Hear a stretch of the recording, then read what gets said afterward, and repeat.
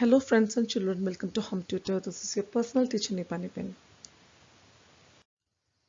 10th standard The Rise of Nationalism in Europe in part 13 ആണ് ഇന്ന് നമ്മൾ discuss ചെയ്യാൻ പോകുന്ന topic 1848 The Revolution of the Liberals. So liberal ചിന്താഗതി ഉള്ളവരുടെ റെവല്യൂഷൻ വിപ്ലവം എങ്ങനെ ഉള്ളതായിരുന്നു? അപ്പോൾ 1814 ഒരു സിറ്റുവേഷനാണ് നമ്മളിപ്പോൾ ഡിസ്കസ് ചെയ്യാൻ പോകുന്നത്.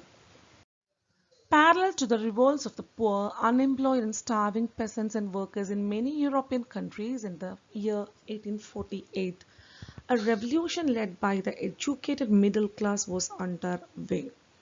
അപ്പോൾ യൂറോപ്പിലെ വിവിധ ഏരിയകളിൽ അന്നത്തെ സിറ്റുവേഷൻ എന്ന് പറഞ്ഞു കഴിഞ്ഞാൽ ഒത്തിരി തരത്തിലുള്ള പല ഗ്രൂപ്പുകളുടെ റെവല്യൂഷൻസ് നടക്കുന്ന ഒരു സിറ്റുവേഷൻ ആയിരുന്നു. മെയിനായിട്ടും അക്കാലത്ത് റിവോൾട്ടുകളിൽ പങ്കെടുത്തതെന്ന് പറഞ്ഞു കഴിഞ്ഞാൽ പാവങ്ങൾ, തൊഴിലില്ലാതെ നടക്കുന്നവർ, അതായത് അൺഎംപ്ലോയ്മെൻ്റ് ഉള്ളവർ, അതായത് ജോലിയില്ല അവർക്ക്.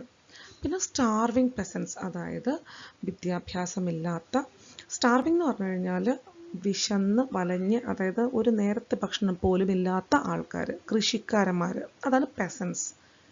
ആൻഡ് വർക്കേഴ്സ് എന്ന് പറഞ്ഞാൽ മറ്റ് തൊഴിലാളികൾ, അത് ഏത് മേഖലയിലുള്ളവരായിരിക്കാം. അപ്പോൾ ഇങ്ങനെയുള്ള ഒരു ലോ ക്ലാസ്സിൽപ്പെട്ട ആൾക്കാരായിരുന്നു അന്നത്തെ കാലത്ത് മെയിനായിട്ടും. റിവോൾട്ടുകൾ പല ഗ്രൂപ്പുകൾ ഉണ്ടാക്കുമായിരിക്കാം, പക്ഷെ പങ്കെടുത്തിരുന്ന ആൾക്കാർ യഥാർത്ഥത്തിൽ ഈ ഒരു ലെവലിലുള്ള വ്യക്തികളായിരുന്നു. എന്നാൽ 1848 ഇതേപോലെയുള്ള റിവോൾട്ടുകളോട് പാരലായിട്ട്, അതിനോട് ചേർന്ന് തന്നെ ഒരേപോലെ പോയ മറ്റൊരു തരത്തിലുള്ളൊരു വിപ്ലവമായിരുന്നു മിഡിൽ ക്ലാസ്, അതായത് എഡ്യൂക്കേറ്റഡ്, നല്ല വിദ്യാസമ്പന്നരായ എഡ്യൂക്കേറ്റഡ് ആയിട്ടുള്ള മിഡിൽ ക്ലാസ്സുകാരുടെ revolution. Events of February 1848 in France had brought about the abdication of the monarch, and a republic based on universal male suffrage had been proclaimed. അപ്പോൾ ഇവിടെ അബ്ഡിക്കേഷൻ എന്ന് പറഞ്ഞാൽ എന്താണ്? ഇപ്പോൾ ഉദാഹരണത്തിന് ഒരു രാജാവോ രാജ്ഞിയോ അവരുടെ ത്രോൺ, അതായത് സിംഹാസനം വിട്ടുകൊടുക്കുകയാണെന്നുണ്ടെങ്കിൽ അതിനെ നമ്മൾ അബ്ഡിക്കേഷൻ എന്ന് പറയും. അല്ലെങ്കിൽ നോർമലി നമുക്ക് പറയാം, ഒരാളുടെ ഡ്യൂട്ടിയോ റെസ്പോൺസിബിലിറ്റിയോ ചെയ്യാൻ കഴിവില്ലാത്തൊരു സിറ്റുവേഷൻ ആകുമ്പോൾ ആ ഒരു തോൽവി അവർ സമ്മതിക്കും. അതിനാണ് നമ്മൾ അബ്ഡിക്കേഷൻ എന്ന് പറയുന്നത്. ഇവിടെ നമുക്ക് സിറ്റുവേഷൻ എന്താണ്? അബ്ഡിക്കേഷൻ ഓഫ് മൊണാർക്ക്, അതായത് ആ രാജാവ് തൻ്റെ സിംഹാസനം വിട്ടുകൊടുക്കുകയാണ് ഉണ്ടായത്. അപ്പോൾ ഫെബ്രുവരി 1848 കുറേ സംഭവങ്ങൾ നടക്കുകയാണ്. അതിനുശേഷം ഫ്രാൻസിലുണ്ടായെന്ന് പറഞ്ഞു കഴിഞ്ഞാൽ അബ്ഡിക്കേഷൻ ഓഫ് മൊണാർക്കാണ്. അതിനോടൊപ്പം എന്താണ് വന്നത്? മൊണാർക്ക് താഴേക്ക് വീണപ്പോൾ അതിൻ്റെ കൂടെ ഉയർത്ത് പൊങ്ങി എഴുന്നേറ്റ് കയറി നിന്നതാരാണ്? റിപ്പബ്ലിക്കൻ ഫോം ഓഫ് ഗവൺമെൻറ്, അതായത് യൂണിവേഴ്സൽ മെയിൽ സഫറേജ്, ആണുങ്ങൾക്ക് വോട്ട് എന്ന റൈറ്റ് ഉൾപ്പെടെയുള്ള ഒരു റിപ്പബ്ലിക്കൻ ഫോം ഓഫ് ഫ്രാൻസ് ആണ് പിന്നീട് ഉണ്ടായത്. In other parts of Europe where independent nation states did not yet exist, such as Germany, Italy, Poland, the Austro-Hungarian Empire, men and women of the liberal middle class combined their demand for constitutionalism with national unification. അപ്പോൾ യൂറോപ്പിൻ്റെ മറ്റ് ഭാഗങ്ങളിൽ independent nation എന്ന് പറയുന്ന concept, ആ ഒരു nation state എന്ന് പറയുന്നൊരു concept, സ്വാതന്ത്ര്യത്തോടുകൂടിയുള്ള ഒരു കോൺസെപ്റ്റ് അവർക്കില്ല, അപ്പോഴും നിലവിലെത്തിയിട്ടില്ല. ഏതൊക്കെ രാജ്യങ്ങളിൽ? Germany, Italy, Poland, Austro Hungarian empire, ആ ഒരു എംപയറിൻ്റെ അകത്തൊന്നും ഒരു ഇൻഡിപെൻഡൻറ്റ് നേഷൻ സ്റ്റേറ്റ് എന്ന് പറയുന്നൊരു കോൺസെപ്റ്റിലേക്ക് എത്തിയിട്ടില്ല. സോ അവിടെയുള്ള ആണുങ്ങളും പെണ്ണുങ്ങളും ഒന്ന് ചേർന്ന് എന്ത് കോൺസെപ്റ്റ് ഉള്ളത്? ലിബറൽ കോൺസെപ്റ്റ് ഉള്ളത്. നമ്മൾ ഈ ലിബറലൊക്കെ എന്താണെന്നുള്ളവരും വിശദമായിട്ട് ഇതിന് മുമ്പുള്ള പാർട്സിലൊക്കെ പറഞ്ഞിട്ടുണ്ട്. സോ അതൊക്കെ ഒന്ന് ചെക്ക് ചെയ്യാം കേട്ടോ.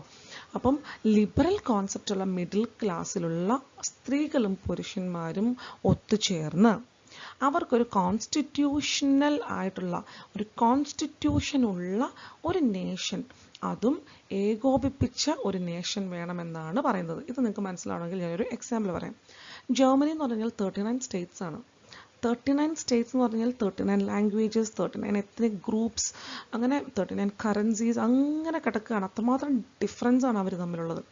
അപ്പോൾ ഇവിടെയുള്ള എഡ്യൂക്കേറ്റഡ് ആയിട്ടുള്ള ലിബറൽ മിഡിൽ ക്ലാസ്സിലെ മെൻ ആൻഡ് വിമൻ, ഇവർ എന്ത് പറയുന്നു? ഡിമാൻഡ് വെച്ചു, ഞങ്ങൾക്കൊരു കോൺസ്റ്റിറ്റ്യൂഷൻ ഇനി ഉണ്ടായേ പറ്റൂ. കോൺസ്റ്റിറ്റ്യൂഷൻ എന്താ? The law of the land. ആ ഒരു കോൺസ്റ്റിറ്റ്യൂഷൻ നമുക്ക് ഓൾറെഡി ഡീറ്റെയിൽ ആയിട്ട് പഠിക്കുന്നുണ്ട് കേട്ടോ. 8th സ്റ്റാൻഡേർഡിൻ്റെ സിവിക്സിൻ്റെ ഫസ്റ്റ് ചാപ്റ്റർ ആണ് കേട്ടോ. നല്ല ക്ലിയർ ആയിട്ട് എടുത്തിട്ടുണ്ട് ക്ലാസ്. വേണമെങ്കിൽ എന്തെങ്കിലും സംശയം ഉണ്ടെങ്കിൽ ഒന്ന് ജസ്റ്റ് അതൊന്ന് ചെക്ക് ചെയ്യാം കേട്ടോ. അപ്പോൾ ഒരു കോൺസ്റ്റിറ്റ്യൂഷൻ ഉള്ള ഒരു നേഷൻ വേണം. അതും ഇങ്ങനെ 39-49 സ്റ്റേറ്റുകളായിട്ട് കിടക്കുന്ന ഒരു രാജ്യം വേണ്ട, ഒരുമിച്ച് നിൽക്കുന്ന ഒരു രാജ്യമാണ് ഇനിയുള്ള ജനതയ്ക്ക് ആവശ്യം. They took advantage of the growing popular unrest to push their demand for the creation of a nation state on parliamentary principle, a constitution, freedom of the press and freedom of association. So മിക്ക രാജ്യങ്ങൾ രാജാക്കന്മാരാണ് ഭരിക്കുന്നത്, അല്ലെങ്കിൽ നാട്ടുപ്രമാണികളാണ് ഭരിക്കുന്നത്.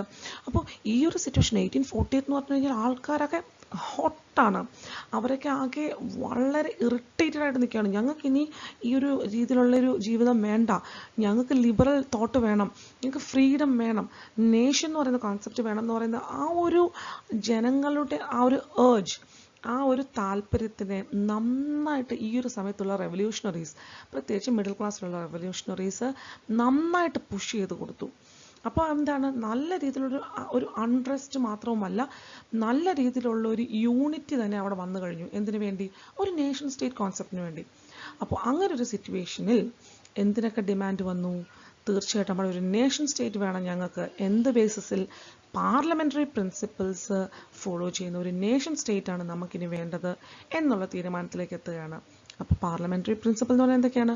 ആ രാജ്യത്തിന് ഒരു constitution വേണം. രാജ്യം ഓൾറെഡി ഒരു നേഷൻ സ്റ്റേറ്റായി മാറണം അല്ലേ? ചെറിയ ചെറിയ കുട്ടി രാജ്യങ്ങളെല്ലാം ചേർന്ന് ഒരു രാജ്യമായി മാറണം. അപ്പോൾ ആ രാജ്യത്തിന് എന്ത് വേണം? കോൺസ്റ്റിറ്റ്യൂഷൻ വേണം. കോൺസ്റ്റിറ്റ്യൂഷൻ എന്ന് പറയുന്നത് basic rules and regulations of that people and the land. അപ്പോൾ ആ രാജ്യത്തിൻ്റെയും ആ ജനങ്ങളുടെയും റൂൾസ് ആൻഡ് റെഗുലേഷൻസ്, അവർക്ക് എങ്ങനെ ജീവിക്കണം, അവർക്ക് എങ്ങനെ കംഫർട്ടബിളായിട്ട് ജീവിക്കാൻ പറ്റും, അങ്ങനെയുള്ള കുറേ റൂൾസ് എഴുതിയിരിക്കുന്ന ഒരു ഡോക്യുമെൻ്റാണ് കോൺസ്റ്റിറ്റ്യൂഷൻ. സോ കോൺസ്റ്റിറ്റ്യൂഷൻ വേണം. പിന്നെ പ്രസ്സിന് ഫ്രീഡം വേണം.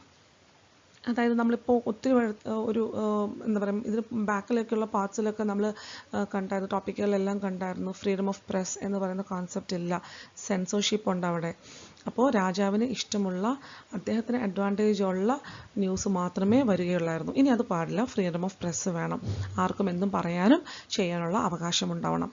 ഫ്രീഡം ഓഫ് അസോസിയേഷൻ, ഞങ്ങൾക്ക് ഒരു ഗ്രൂപ്പ് ഉണ്ടാക്കാൻ, ഒരു മീറ്റിംഗ് കൂടാൻ, പിന്നെ ചെറിയ ചെറിയ മൂവ്മെൻറ്റ്സ് സ്റ്റാർട്ട് ചെയ്യാൻ, ഇതിനൊക്കെയുള്ള റൈറ്റ് വേണം. ഇതൊക്കെയാണ് അവരുടെ ഡിമാൻഡും, അതിലേക്ക് അവർ എത്തിച്ചേരുകയും ചെയ്യുകയാണ്. In the German regions, a large number of political associations whose members were middle-class professionals, businessmen, and prosperous artisans came together in the city of Frankfurt and decided to vote for an all-German National Assembly. അപ്പോൾ ജർമ്മനിയുടെ പല റീജിയനുകളിലായിട്ട് കുറേയേറെ political associations ഉണ്ടായിരുന്നു. അപ്പോൾ പലതരത്തിലുള്ള associations ഉണ്ട്. Village associations ഉണ്ടായിരുന്നു, അവർക്ക് പെസൻസ് അസോസിയേഷൻ ഉണ്ടായിരുന്നു, ക്രാഫ്റ്റ്മാൻസ് അസോസിയേഷൻ ഉണ്ടായിരുന്നു, ലിബറൽസ് അസോസിയേഷൻ. അപ്പോൾ ഇതിലൊക്കെ പ്രധാനപ്പെട്ട അന്നത്തെ കാലത്ത് 1848 ആ സമയത്ത് കുറേ അധികം ഉണ്ടായിരുന്ന ഒരു അസോസിയേഷനാണ് പൊളിറ്റിക്കൽ അസോസിയേഷൻ. ഈ ഒരു അസോസിയേഷനിൽ കൂടുതൽ മെമ്പറായിരുന്നത് അത്യാവശ്യം നല്ല ഒരു ഇലൈറ്റ് ഗ്രൂപ്പിൽപ്പെട്ട മിഡിൽ ക്ലാസ്സിലെ പ്രോസ്പെറസ് ആയിട്ടുള്ള പ്രൊഫഷണൽസ്, ബിസിനസ്മെൻസ്, ആർട്ടിസൻസ്, ഇവരൊക്കെ ആയിരുന്നു. അപ്പോൾ ഇവരൊക്കെ ഡോക്ടേഴ്സ്, അഡ്വക്കേറ്റ്സ്, എൻജിനീയേഴ്സ്, പിന്നെ മറ്റ് ബിസിനസ് ചെയ്യുന്നവർ, കരകൗശല വിദ്യകൾ നല്ലതായിട്ട് അറിയാവുന്നവർ, അപ്പോൾ ഇങ്ങനെ ഒത്തിരി ആൾക്കാർ ചേർന്നായിരുന്നു ഈ പൊളിറ്റിക്കൽ അസോസിയേഷൻ. ഇവരെല്ലാവരും കൂടി ഫ്രാങ്ക്ഫർട്ട് സിറ്റിയിലേക്ക് പോവുകയും അവരൊരു തീരുമാനം അവിടെ വെച്ച് എടുക്കുകയാണ്. എന്താണ്? ഓൾ ജർമ്മൻ നാഷണൽ അസംബ്ലിയിലേക്ക് നമുക്ക് എല്ലാവർക്കും കൂടി വോട്ട് ചെയ്യാം. നമ്മുടെ റെപ്രസെൻറ്റേറ്റീവ്സിനെ ഇതിലേക്ക് എൻട്രി ആകുന്നത് വഴി നമ്മുടെ എല്ലാ റൈറ്റ്സും നമുക്ക് നേടിയെടുക്കാം എന്നുള്ളൊരു പ്രതീക്ഷയിൽ ഇവരെല്ലാം Frankfurt സിറ്റിയിലേക്ക് എത്തിച്ചേർന്നിരിക്കുകയാണ്. On 18th May 1848, 831 elected representatives marched in a festive procession to take their places in the Frankfurt Parliament convened in the Church of St. Paul. അപ്പോൾ അന്നത്തെ കാലത്ത് ചേർച്ച് എന്ന് പറഞ്ഞു കഴിഞ്ഞാൽ ഒരു മെയിൻ സോഷ്യൽ ഗ്രൂപ്പ്, അതായത് സോഷ്യൽ ഗെറ്റ് ടുഗെദേഴ്സിൻ്റെ ഒരു main centre ആണെന്ന് വേണം നമുക്ക് പറയാം. ഇന്നത്തെ കാലത്ത് പോലെ ഓഡിറ്റോറിയംസോ ഇപ്പോൾ ടൗൺ ഹാൾ അല്ലെങ്കിൽ ഒരു ഗ്രൗണ്ടിൽ വെച്ചൊരു പരിപാടി അങ്ങനെ ഒന്നുമില്ല അന്നത്തെ കാലത്ത് ചേർച്ചാണ് അവരുടെ പ്രധാനപ്പെട്ട ഒരു ഗെറ്റ് ടുഗെദർ ഏരിയ. അതുകൊണ്ട് തന്നെയും എന്ത് മെയിൻ ഒരു സെറിമോണിയലായിട്ടുള്ള പ്രോഗ്രാംസ്, മാരേജസ്, അപ്പോൾ അങ്ങനെയുള്ള കാര്യങ്ങൾ, അല്ലെങ്കിൽ ഒരു മീറ്റിംഗ്, ഇതൊക്കെയും ചേർച്ചിൽ വെച്ചിട്ടായിരിക്കും അവർ നടത്തുന്നത്. അങ്ങനെ 18th May 1848 831 പേരെ ഇലക്ട് ചെയ്യുകയാണ് ഉണ്ടായത്. എങ്ങോട്ടേക്ക്? ഓൾ ജനറൽ നാഷണൽ അസംബ്ലിയിലേക്ക്. അങ്ങനെ ഇവരെല്ലാവരും കൂടി ഒരു ഫെസ്റ്റീവ് പ്രൊസഷൻ വളരെ സന്തോഷമായിട്ട്, ഇപ്പോൾ തെരുവിലൂടെ പോകുന്ന ഒരു ഗ്രൂപ്പ്, ഒരു പ്രൊസഷൻ എന്ന് പറഞ്ഞാൽ എന്താണ്? ജാഥ അല്ലേ. അപ്പോൾ ഒരു വളരെ ഡാൻസും പാട്ടൊക്കെ ആയിട്ട് വളരെ ഫെസ്റ്റീവ് ആയിട്ടുള്ളൊരു പ്രൊസഷൻ എങ്ങോട്ടേക്കാണ് പോണത്? സെയിൻറ്റ് പോൾ ചർച്ചിൽ. സോ അന്ന് ആ ഒരു സമയത്ത് ഫ്രാങ്ക്ഫർട്ട് പാർലമെൻറ്റിൻ്റെ ഫസ്റ്റ് മീറ്റിംഗ് കൺവീൻ ചെയ്യുന്നത് അവിടെ വെച്ചായിരിക്കും. എവിടെ? സെയിൻറ്റ് പോൾ ചർച്ചിൽ. അതിനുവേണ്ടി വളരെ സന്തോഷത്തിൽ ഒരു ഫെസ്റ്റീവ് മൂഡിൽ ഈ ഇലക്റ്റഡ് ആയിട്ടുള്ള റെപ്രസെൻറ്റേറ്റീവ്സ് സെയിൻറ്റ് പോൾ ചർച്ചിലേക്ക് പോവുകയാണ്. They drafted a constitution for a German nation to be headed by a monarchy subject to a parliament. എന്തിനു വേണ്ടിയാണ് അങ്ങോട്ടേക്ക് പോകുന്നത്? സെയിൻറ്റ് പോൾ ചർച്ചിലേക്ക്. അവിടെയാണ് എന്ത്? ഫസ്റ്റ് ഫ്രാങ്ക്ഫർട്ട് പാർലമെൻറ്റിൻ്റെ മീറ്റിംഗ് കൺവീൻ ചെയ്തിരിക്കുന്നത്. എന്തിനു വേണ്ടിയാണ് ആ മീറ്റിംഗ്? ഇവരെല്ലാവരും കൂടി ചേർന്ന് ജർമ്മനിക്ക് വേണ്ടി ഒരു കോൺസ്റ്റിറ്റ്യൂഷൻ ഉണ്ടാക്കിയെടുക്കാൻ പോവുകയാണ്. കോൺസ്റ്റിറ്റ്യൂഷൻ ഡ്രാഫ്റ്റ് ചെയ്യാൻ പോവുകയാണ്. എങ്ങനെയുള്ളൊരു കോൺസ്റ്റിറ്റ്യൂഷൻ ആയിരിക്കും? ജർമ്മനിയുടെ ഹെഡ് എന്ന് പറയുന്നത്, നേഷൻ്റെ ഹെഡ് എന്ന് പറയുന്നതിന് ഒരു മൊണാർക്കി ആയിരിക്കും. അപ്പോൾ ആ ഒരു മൊണാർക്കി എന്ന് പറയുന്നത് കോൺസ്റ്റിറ്റ്യൂഷൻ പറയുന്നത് ഇത്ര മാത്രമുള്ളൂ. ആ ഒരു മൊണാർക്കി എന്ന് പറയുന്നത് ഇപ്പം ഈ പറഞ്ഞ 831 പേര് കൂടി ചേർന്ന് ആണല്ലോ ഇനി ഒരു പാർലമെൻറ്റ് ഉണ്ടാക്കിയിരിക്കുകയാണ്. ഈ പാർലമെൻറ്റിനോട് വിധേയനായിരിക്കും, അല്ലെങ്കിൽ പാർലമെൻറ്റിൽ എടുക്കുന്ന തീരുമാനത്തിന് അനുസരിച്ചായിരിക്കും ആ മൊണാർക്കി ജർമ്മനി ഭരിക്കുവാൻ പോകുന്നത്. When the deputies offered the crown on these terms to Friedrich Wilhelm IV, King of Prussia, he rejected it and joined other monarchs to oppose the elected assembly. അപ്പോൾ general assembly ഉണ്ടാക്കി, national assembly ഉണ്ടാക്കി, ഇത്രയും representatives എല്ലാവരും കൂടി ഒരുമിച്ച് വന്ന് saint Paul ചർച്ചിൽ first meeting അവർ start ചെയ്യുകയാണ്. Constitution ഉണ്ടാക്കി അവിടെ ഒരു മൊണാർക്കീനെ അവർക്ക് വെക്കണം അല്ലേ. ആ മൊണാർക്ക് ആരാണെന്ന് അവർ ഡിസൈഡ് ചെയ്തു. ആരാണ്? ഫ്രെഡറിക് വില്യം IV, പ്രഷ്യയുടെ രാജാവ്. അദ്ദേഹത്തിന് ഇപ്പോൾ ഇൻവൈറ്റ് ചെയ്യാണ്, ഞങ്ങളുടെ രാജാവായിട്ട് വരൂ, ജർമ്മനിയുടെ രാജാവാകാൻ പറ്റുമോ? പക്ഷെ ഒരു കാര്യമുണ്ട്, കോൺസ്റ്റിറ്റ്യൂഷൻ പറയുന്ന രീതിയിൽ മാത്രമേ നിങ്ങൾക്ക് രാജ്യം ഭരിക്കാൻ പറ്റുള്ളൂ, അല്ലാതെ വെറുതെ ഒന്നും ചെയ്യാൻ പറ്റില്ല എന്ന് പറഞ്ഞപ്പോൾ അദ്ദേഹം ഈ ഒരു ഓഫർ നിരസിച്ചു. എന്നിട്ട് മറ്റ് ഇതിനോട് ഒപ്പോസ് ചെയ്യുന്ന കുറേ മൊണാർക്കും അരിസ്റ്റോക്രാറ്റ്സും അങ്ങനെ നല്ല ഹൈ ലെവൽ ടീമുകളുണ്ടല്ലോ, അവരുടെ അടുത്തോട്ട് പോയി ജോയിൻ ചെയ്യുവാണ് ഉണ്ടായത്. While the opposition of the aristocracy and military became stronger, the social basis of parliament eroded. അപ്പോൾ ഫൈനലി ഇപ്പോൾ ഈ ഒരു വലിയ രീതിയിൽ ഡെമോക്രാറ്റിക് ഫോമൊക്കെ ആക്കാൻ വേണ്ടിയൊക്കെ ഇവർ പ്രയത്നിച്ചെങ്കിലും അരിസ്റ്റോക്രാറ്റുകളും മിലിറ്ററിയിലുള്ളവരും ഒരേപോലെ ഇതിനങ്ങ് സ്ട്രോങ് ആയിട്ട് ഒപ്പോസ് ചെയ്തു ഈ ഒരു അസംബ്ലിനെ, ഈ ഒരു പാർലമെൻറ്റിനെ. അങ്ങനെ വന്നപ്പോൾ എന്ത് സംഭവിച്ചു? ആ ഒരു സോഷ്യൽ ബേസിസ്, ആ ഒരു എസെൻസ്, ജനങ്ങൾക്ക് വേണ്ടി എന്ന് പറയുന്ന ആ ഒരു പാർലമെൻറ്റിൻ്റെ ആ ഒരു എസെൻസ് പിന്നെ നഷ്ടപ്പെടാൻ തുടങ്ങി. The parliament was dominated by the middle class who resisted the demands of workers and artisans and consequently lost their support. ഈ പാർലമെൻറ്റിൽ ഓൾറെഡി നമ്മൾ ഡിസ്കസ് ചെയ്തായിരുന്നു, പൊളിറ്റിക്കൽ അസോസിയേഷൻസ് ആരൊക്കെയായിരുന്നു? മിഡിൽ ക്ലാസ്സിലെ എമിനൻ്റ് ആയിട്ടുള്ള അല്ലെങ്കിൽ ഇലീറ്റ് ആയിട്ടുള്ള പ്രൊഫഷണൽസും എഡ്യൂക്കേറ്റഡ് ആയിട്ടുള്ള ബിസിനസ് മെൻ, ആർട്ടിസൻസ്, ഇവരെല്ലാം കൂടി കൂടിച്ചേർന്നായിരുന്നു ആ ഒരു ഗ്രൂപ്പ്. അവരിൽ നിന്നാണ് ആരെ എടുത്തത്? റെപ്രസെൻറ്റേറ്റീവ്സ് ഈ നാഷണൽ അസംബ്ലിയിലേക്ക്. അങ്ങനെ ഈ നാഷണൽ അസംബ്ലിയിലേക്ക് ആൾക്കാർ ജോയിൻ ചെയ്തു. എവിടുന്ന്? മിഡിൽ ക്ലാസ്സിൽ നിന്ന് ജോയിൻ ചെയ്തു. പക്ഷേ അവരാരും നമ്മുടെ ഏറ്റവും ലോവർ ക്ലാസ്സിലുള്ള വർക്കേഴ്സിൻ്റെയോ ആർട്ടിസൻസിൻ്റെയോ ഡിമാൻഡുകളും ആവശ്യങ്ങളും ആഗ്രഹങ്ങളും ഒന്നും സാധിച്ചു കൊടുക്കാൻ അവർക്ക് കഴിയത്തില്ലാത്ത രീതിയിലേക്ക് അവരൊരു ഫെയിലിയറായി മാറിക്കഴിഞ്ഞു. അതുകൊണ്ട് തന്നെ അവർക്ക് മെജോറിറ്റിയുടെ സപ്പോർട്ട് പിൽക്കാലത്ത് നഷ്ടപ്പെടുകയാണ് ഉണ്ടായത്. In the end, troops were called in and the assembly was forced to disband. അങ്ങനെ വളരെയധികം ബഹളവും ആകെ ഒരു കോൺട്രവേഴ്സിയിലേക്ക് എത്തുകയാണ് ചെയ്യുന്നത് ഈ ഒരു നാഷണൽ അസംബ്ലി എന്ന് പറയുന്ന ഒരു പാർലമെൻറ്റ്. അപ്പോൾ ഈ ഒരു പാർലമെൻറ്റ് ഫൈനലി എന്താണെന്ന്, ഈ മിലിറ്ററി ട്രൂപ്സ് അകത്തേക്ക് വരികയും അവരെ എല്ലാം ഒഴിവാക്കിയിട്ട് അസംബ്ലിനെ അങ്ങ് പിരിച്ചു വിടുകയാണ് പിന്നീട് ഉണ്ടായത്. The issue of extending political power to women was a controversial one within the liberal movement, in which large number of women had participated actively over the years. അപ്പോൾ ഈ ഒരു പൊളിറ്റിക്കൽ റൈറ്റ് എന്ന് പറഞ്ഞാൽ എന്താണ്? റൈറ്റ് ടു വോട്ടും പിന്നെ പാർലമെൻറ്റിലൊക്കെ participate ചെയ്യാനുള്ള അവകാശം അല്ലേ, ഗെറ്റ് ഇലക്റ്റഡും. പക്ഷേ ഇതൊന്നും ആർക്കില്ലായിരുന്നു? വിമൻ ഇല്ലായിരുന്നു. ആർക്കുണ്ടായിരുന്നു? പ്രോപ്പർട്ടി ഉള്ള ആണുങ്ങൾക്ക്. പിൽക്കാലത്ത് എല്ലാ പുരുഷന്മാർക്കും അതിൻ്റെ ഒരു റൈറ്റ് കൊടുക്കുകയും ചെയ്തു. എന്നിട്ട് പോലും സ്ത്രീകൾക്ക് ആ ഒരു റൈറ്റ്, വിമന് ഈ ഒരു റൈറ്റ് ടു വോട്ടോ ടു പാർട്ടിസിപ്പേറ്റ് ഇൻ ദ എന്തെങ്കിലും മീറ്റിങ്സോ അല്ലെങ്കിൽ ടു ബിക്കം എ റെപ്രസെൻറ്റേറ്റീവ്, ഇതൊന്നും ഇല്ല അവർക്ക്. അപ്പോൾ ഇവിടെ എന്താ സംഭവിച്ചിരിക്കുന്നതെന്ന് വെച്ച് കഴിഞ്ഞാൽ ലിബറൽ മൂവ്മെൻറ്റ്, ലിബറൽ എന്ന് പറഞ്ഞാൽ ആരാണ്? ഏറ്റവും വിശാല മനസ്കരല്ലേ, ആ ഒരു കോൺസെപ്റ്റിൽ ചിന്തിക്കുന്നവർ, ഫ്രീ മൈൻഡഡ് പീപ്പിൾ, അങ്ങനെയുള്ളവർ കൂടിച്ചേർന്ന ഒരു മൂവ്മെൻറ്റിൻ്റെ അകത്ത് പോലും വിമന് പൊളിറ്റിക്കൽ റൈറ്റ് കൊടുക്കണം എന്ന് അവർ ആഗ്രഹിച്ചതേയില്ല. അവർ ചിന്തിച്ചു പോലുമില്ല, വിമൻ എന്ന് പറയുന്നൊരു സൈഡേ അവർ ചിന്തിക്കുന്നില്ല. എന്നിട്ട് പോലും നിങ്ങൾ മനസ്സിലാക്കണം, ഈ ലിബറൽ മൂവ്മെൻറ്റിൽ ഒരു വളരെ അധികം ഒരു നമ്പർ, അതായത് വളരെ അധികം കൂടുതൽ സ്ത്രീകൾ ഈ ഒരു ലിബറൽ മൂവ്മെൻറ്റിൽ വർഷങ്ങളായിട്ട് ആക്റ്റീവായിട്ട് പാർട്ടിസിപ്പേറ്റ് ചെയ്യുന്നുണ്ടായിരുന്നു. അപ്പോൾ ലിബറൽ മൂവ്മെൻറ്റിൽ ആണുങ്ങൾ മാത്രമല്ലായിരുന്നു മെമ്പേഴ്സ്, വളരെയധികം ഒരു ക്വാണ്ടിറ്റിയിൽ, ചിലപ്പോൾ ഒരു 1000 പേരാണെങ്കിലും ഒരു 500 പേരെങ്കിലും സ്ത്രീകൾ അതിൽ പാർട്ടിസിപ്പേറ്റ് ചെയ്യുന്നുണ്ടായിരുന്നു വർഷങ്ങളായിട്ട്. എന്നിട്ട് പോലും സ്ത്രീകൾക്കൊരു പൊളിറ്റിക്കൽ റൈറ്റ് കൊടുക്കാൻ അവർ ചിന്തിച്ചു പോലുമില്ല. Women had formed their own political associations, founded newspapers and taken part in political meetings and demonstrations. അപ്പോൾ സ്ത്രീകൾക്ക് മനസ്സിലായി അവർക്കൊരു കാര്യമില്ല ഇതിനകത്ത് നിന്നിട്ട്, ഈ ലിബറൽസിൻ്റെ കൂടെ പോലും നിന്നിട്ട് അവർക്ക് ഒരു ഗുണവുമില്ല എന്ന് മനസ്സിലായപ്പോൾ അവർ അവരുടേതായിട്ടുള്ള പൊളിറ്റിക്കൽ അസോസിയേഷൻസ് ഉണ്ടാക്കി, ന്യൂസ് പേപ്പേഴ്സ് റിലീസ് ചെയ്തു, പിന്നെ പൊളിറ്റിക്കൽ മീറ്റിങ്ങുകളും ഡെമോൺസ്ട്രേഷൻ എന്ന് പറഞ്ഞാൽ എന്താ, ധാരണകൾ. അപ്പോൾ ഇതൊക്കെയും അവർ പിൽക്കാലത്ത് വിമന് വേണ്ടി മാത്രമായിട്ട് സ്റ്റാർട്ട് ചെയ്തു. Despite this they were denied suffrage right during the election of the assembly. എത്രയൊക്കെ എന്തൊക്കെ ചെയ്തു എന്ന് പറഞ്ഞു കഴിഞ്ഞാലും വീണ്ടും ഇലക്ഷൻ വന്നപ്പോൾ, അസംബ്ലിയിലേക്കുള്ള ഇലക്ഷൻ വന്നപ്പോൾ വീണ്ടും ഈ സ്ത്രീകൾക്ക് റൈറ്റ് ടു സഫ്രേജ്, അതായത് വോട്ട് ചെയ്യാനുള്ള റൈറ്റ് വീണ്ടും നിഷേധിച്ചു. When the Frankfurt Parliament convened in the Church of St. Paul, women were admitted only as observers to stand in the visitors' gallery.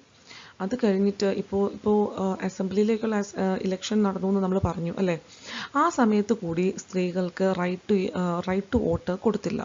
കൂടാതെ തന്നെ അത് കഴിഞ്ഞിട്ട് ഫ്രാങ്ക്ഫർട്ട് പാർലമെൻറ്റിൻ്റെ ഫസ്റ്റ് മീറ്റിംഗ് കൺവീൻ ചെയ്തത് saint Paul ചർച്ചിലാണ് നമ്മൾ discuss ചെയ്തു. ആ ഒരു സമയത്തും വിമൻ എന്ന് പറയുന്ന ഒരു ഗ്രൂപ്പിനെ അവർ ഒരു രീതിയിലും പരിഗണിച്ചില്ല. അവരെ വെറും കാണികളായിട്ട് വിസിറ്റേഴ്സ് ഗാലറിയിൽ ഇരുന്ന് കാഴ്ചകൾ കാണുവാൻ വേണ്ടി മാത്രമാണ് ഇൻവൈറ്റ് ചെയ്തത്. Though conservative forces were able to suppress liberal movements in 1848, they could not restore the old order. അപ്പോൾ കൺസർവേറ്റീവ്സുകൾ ആരാണെന്ന് നമ്മൾ പഠിച്ചു കഴിഞ്ഞായിരുന്നു. ഏറ്റവും ഹൈ ലെവൽ ക്ലാസ്സിൽ പെടുന്ന വ്യക്തികൾ, അതായത് മൊണാർക്കുകൾ, അരിസ്റ്റോക്രാറ്റ്സ്, ക്ലർജി കുടുംബത്തിൽപ്പെടുന്നവർ, ഇവരെയൊക്കെയാണ് നമുക്ക് കൺസർവേറ്റീവ്സ് എന്ന് പറയാം. സോ ഇവർക്ക് വേണമെങ്കിൽ ലിബറൽ മൂവ്മെൻറ്റ്സിൻ്റെ പുറകെയുള്ള ആൾക്കാർ ഈസി ആയിട്ട് സപ്രസ് ചെയ്യാൻ കഴിയും ഈ ഒരു 1848 കാലഘട്ടത്തിൽ. പക്ഷേ അവർക്ക് മനസ്സിലാവുന്നുണ്ട് എത്രയൊക്കെ സപ്രസ് ചെയ്താലും പഴയതുപോലത്തെ ഇവരുടെ ഒരു ആധിപത്യമോ അവരുടെ ഒരു പവറോ അതേവിടെ ഇവർക്ക് തിരിച്ചു കൊണ്ടുവരാൻ കഴിയുന്നില്ല. ബിക്കോസ് അത്രമാത്രം പവർഫുള്ളാണ് ലിബറൽസ് എന്ന് പറയുന്ന ഒരു ഗ്രൂപ്പ് ഇപ്പോൾ. അതുകൊണ്ട് തന്നെ അവരുടെ ആക്ടിവിറ്റീസും കൂടുതലായതുകൊണ്ട് ഇവരെത്രമാത്രം സപ്രസ് ചെയ്യാൻ ശ്രമിക്കുന്നുണ്ടോ അത്രമാത്രം അവർ പവർഫുള്ളായിട്ട് വീണ്ടും ഉയർത്തെഴുന്നേറ്റ് വീണ്ടും അവർ മൂവ്മെൻറ്റ്സിലേക്ക് വരികയാണ്, റെവല്യൂഷണറീസ് ആക്ടിവിറ്റീസിലേക്ക് വരികയാണ്. Monarchs were beginning to realize that the cycles of revolution and repression could only be ended by granting concessions to the liberal nationalist revolutionaries. അപ്പോൾ ഇവർക്ക്, ഈ രാജാക്കന്മാർക്ക്, മൊണാർക്സ്, അവർക്ക് മനസ്സിലാകുകയാണ് റെവല്യൂഷണറീസിനോട് വെറുതെ ഇങ്ങനെ ഓരോ പ്രാവശ്യവും ഇങ്ങനെ അവരെ ഇങ്ങനെ സപ്രസ് ചെയ്യാൻ ശ്രമിക്കുക, വീണ്ടും അടുത്ത ഇഷ്യൂ ഉണ്ടാകുക, ഇങ്ങനെ ഒരു സൈക്കിൾ ഇങ്ങനെ നടന്നു പോകുന്നതെന്നുള്ളതല്ലാതെ ഇപ്പോൾ യഥാർത്ഥത്തിലുള്ള ഒരു റിസൾട്ട് അവർക്ക് കിട്ടുന്നില്ല. അതായത് ഇവരെ മൊത്തമായിട്ട് അടിച്ചമർത്തുവാൻ വേണ്ടി മൊണാർക്കുകൾക്കോ കൺസർവേറ്റീവ്സിനോ കഴിയുന്നില്ല. അതുകൊണ്ട് തന്നെ കുറച്ച് കൺസെഷൻസ്, ഗ്രാൻഡുകൾ പതിയെ ലിബറൽ നാഷണലിസ്റ്റ് റെവല്യൂഷണറീസിന് കൊടുത്തു തുടങ്ങാൻ വേണ്ടി അവർ തീരുമാനിച്ചു. Hence, in the years after 1848, the autocratic monarchies of Central and Eastern Europe began to introduce the changes that had already taken place in Western Europe before 1815. അപ്പോൾ 1848 ശേഷം പിന്നെ കണ്ടത് എന്തെന്ന് വെച്ച് കഴിഞ്ഞാൽ ഈ ഓട്ടോക്രാറ്റിക് മൊണാർക്കികൾ, രാജാക്കന്മാരും വലിയ വലിയ കുടുംബങ്ങളിൽപ്പെട്ട അരിസ്റ്റോക്രാറ്റ്സും ക്ലർജികളും ഇവരൊക്കെയും പറഞ്ഞതുപോലെ ഗ്രാൻഡുകളും കൺസെഷൻസും ഒക്കെ കൊടുത്തു തുടങ്ങി. ബിക്കോസ് ഇവർക്ക് മനസ്സിലായി നേഷൻ സ്റ്റേറ്റ് എന്ന് പറയുന്നൊരു കോൺസെപ്റ്റ് വളരെയധികം പവർഫുൾ ആയിട്ടുള്ളൊരു വെപ്പനാണ്. അതുകൊണ്ട് തന്നെ ലിബറൽസ് സക്സസ്ഫുൾ ആകും. അതുകൊണ്ട് തന്നെ കുറച്ച് ഓരോ കാര്യങ്ങൾ കാര്യങ്ങൾ, ഓരോ റൂൾസ് ആൻഡ് റെഗുലേഷൻസ് അവർക്ക് സപ്പോർട്ടീവായിട്ട് ചെയ്യണം, അവരുടെ അനുകൂലമായിട്ട് ഗ്യാരണ്ടി ചെയ്ത് ഗ്രാൻഡ് ചെയ്ത് അവർക്ക് കുറച്ച് കൺസെഷനൊക്കെ കൊടുത്ത് പോകണം എന്ന് തീരുമാനിച്ച് സെൻട്രൽ ഏരിയയിലെയും ഈസ്റ്റേൺ യൂറോപ്പിലുള്ളവരും മൊണാർക്കുകൾ, ഓട്ടോക്രാറ്റിക് മൊണാർക്കുകൾ അങ്ങനെയുള്ള കാര്യങ്ങളെ സ്റ്റാർട്ട് ചെയ്തു തുടങ്ങി.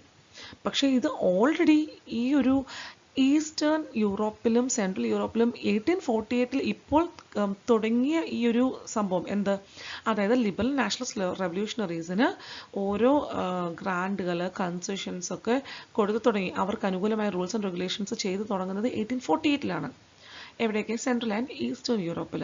പക്ഷേ ഈ ഒരു റിഫോർമേഷൻ ഓൾറെഡി വെസ്റ്റേൺ യൂറോപ്പിൽ 1815 തന്നെ വന്നു കഴിഞ്ഞിരുന്നു. Thus, serfdom and bonded labor were abolished both in the Habsburg dominion and in Russia. അങ്ങനെ serfdom എന്ന് പറഞ്ഞാൽ എന്താണ്? സ്ലേവറി, അതായത് സാലറി കൊടുക്കാതെ അവരെ വർക്ക് ചെയ്യിപ്പിക്കുക. ബോണ്ടഡ് ലേബർ എന്ന് പറഞ്ഞാൽ എന്താണ്? എന്തെങ്കിലും രീതിയിലൊരു ഡെപ്റ്റോ എന്തെങ്കിലും ലയബിലിറ്റീസോ ഒരു വ്യക്തിക്ക് വന്നു കഴിഞ്ഞാൽ അവർക്ക് പിന്നെ പേ ഒന്നും കൊടുക്കാതെ അവരെ ഇഷ്ടമുള്ളത്രയും നാളിട്ട് വർക്ക് ചെയ്യിപ്പിക്കുക. അതിനാണ് ബോണ്ടഡ് ലേബർ എന്ന് പറയുന്നത്. അപ്പോൾ സ്ലേവറി, സർഫ്ഡം, ബോണ്ടഡ് ലേബർ ഇവയൊക്കെ അബോളിഷ് ചെയ്തു.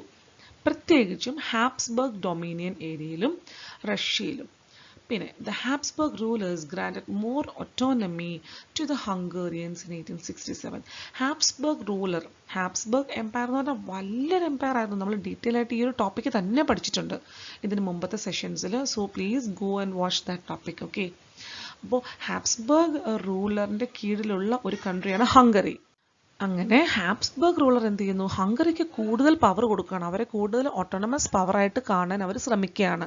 അങ്ങനെ നേഷൻ സ്റ്റേറ്റ് എന്ന് പറയുന്ന കോൺസെപ്റ്റ് കൂടുതൽ റിജിഡായി വന്നു മുന്നോട്ട്. 1867 ആയപ്പോഴാണ് ഹംഗേറിയൻസിന് ഇങ്ങനൊരു ഫ്രീഡം കൂടി കൊടുക്കുന്നത്. സോ ഈ ഒരു ടോപ്പിക്കിൽ നമുക്ക് കാണാൻ പറ്റിയത് എങ്ങനെയാണ് റെവല്യൂഷണറീസിന് മുമ്പിൽ മൊണാർക്കുകൾ, ഓട്ടോക്രാറ്റുകൾ, അരിസ്റ്റോക്രാറ്റ്സ്, കൺസർവേറ്റീവ്സ്, ക്ലർജീസ് ഇവരെല്ലാം മുട്ടുകൊത്തിയത്, എങ്ങനെയാണ് അവർക്ക് ചെറിയ റൂൾസ് ആൻഡ് റെഗുലേഷൻസ് അവരുടെ രീതിയിലേക്ക് മാറ്റി എഴുതാൻ തുടങ്ങിയത്, എങ്ങനെയാണ് നാഷണലിസ്റ്റ് അല്ലെങ്കിൽ ലിബറൽ കോൺസെപ്റ്റ് യൂറോപ്പ് നാഷണലിസത്തിലേക്ക് എത്തിയത് എന്നൊക്കെയാണ് നമ്മളിവിടെ ഡിസ്കസ് ചെയ്തിരിക്കുന്നത്. ഓക്കെ, നമുക്ക് ഫിഗർ 10 നോക്കാം. The Frankfurt parliament in the church of Saint Paul. Contemporary colour print. Notice of women in the upper left gallery. അപ്പോൾ നമ്മൾ ഓൾറെഡി ഇപ്പോൾ കഴിഞ്ഞ 2 പാരഗ്രാഫ് മുമ്പ് നമ്മൾ ഈ ഒരു ടോപ്പിക്ക് ഡിസ്കസ് ചെയ്തല്ലേ. ജർമ്മനിയിൽ നാഷണൽ അസംബ്ലി രൂപീകരിച്ചു. അവിടെ റെപ്രസെൻറ്റേറ്റീവ്സ് 831 റെപ്രസെൻറ്റേറ്റീവ്സ് വളരെ സെറമോണിയലായിട്ടുള്ള പ്രൊസഷനിൽ മാർച്ച് ചെയ്ത് നേരെ എങ്ങോട്ടാണ് പോയത്? ഫ്രാങ്ക്ഫർട്ടിലെ സെയിൻറ്റ് പോൾ ചർച്ചിലേക്കാണ് പോയത്. എന്തിനു വേണ്ടിയാണ് അവർ പോയത്? ഫ്രാങ്ക്ഫർട്ടിൽ പാർലമെൻറ്റ് രൂപീകരിക്കുകയാണ്, ഒരു കോൺസ്റ്റിറ്റ്യൂഷൻ ഉണ്ടാക്കാൻ പോവാണ്. അതിൻ്റെ ഫസ്റ്റ് മീറ്റിംഗ് കൺവീൻ ചെയ്യാൻ വേണ്ടിയാണ്, ആ ഒരു മീറ്റിംഗ് കൺവീൻ ചെയ്യാൻ വേണ്ടിയാണ് അവർ സെയിൻറ്റ് പോൾ ചർച്ചിൽ പോകുന്നത്. അപ്പോൾ അന്നത്തെ കാലത്ത് വിമനെ വെറും സ്പെക്ടേറ്റേഴ്സിൻ്റെ ഒരു പവർ മാത്രം, നോക്കുകുത്തികളായിട്ട് അല്ലെങ്കിൽ ജസ്റ്റ് കാണാം, അല്ലാതെ വേറൊന്നും അവർക്ക് റോളില്ല. അപ്പോൾ റെപ്രസെൻറ്റേഷൻ കിട്ടാനോ റൈറ്റ് ടു വോട്ടോ ആ ഒരു മീറ്റിങ്ങിൽ സംസാരിക്കാനോ ഒന്നും വിമന് റൈറ്റ് ഇല്ല. ഇപ്പോൾ ഈ ഒരു പിക്ചറൈസേഷൻ നമുക്ക് കാണാൻ പറ്റും. വിമനെ അപ്പർ ലെഫ്റ്റ് ഗാലറിയിൽ വെറും ഒരു നോക്കുകുത്തി ആയിട്ട് മാത്രം ഇരിക്കുന്ന ഒരു ഗ്രൂപ്പായിട്ടാണ് ചിത്രീകരിച്ചിരിക്കുന്നത്. സോ നമ്മുടെ ഈ ഒരു ടോപ്പിക്കും കഴിഞ്ഞ് ലിബറൽസിൻ്റെ റെവല്യൂഷണറി മെത്തേഡ്സ് എന്തൊക്കെയായിരുന്നു, എന്താണ് അവർക്ക് ഫൈനലി കിട്ടിയത് അല്ലേ, ആ ഒരു ടോപ്പിക്കും കൂടി നമ്മുടെ കഴിഞ്ഞിരിക്കുകയാണ്. അപ്പോൾ ഇതിൻ്റെ കണ്ടിന്യൂഷൻ നമുക്ക് എന്തായാലും നെക്സ്റ്റ് വീഡിയോയിൽ കാണാം. And please watch, like, share and subscribe. Thank you very much. See you. Bye.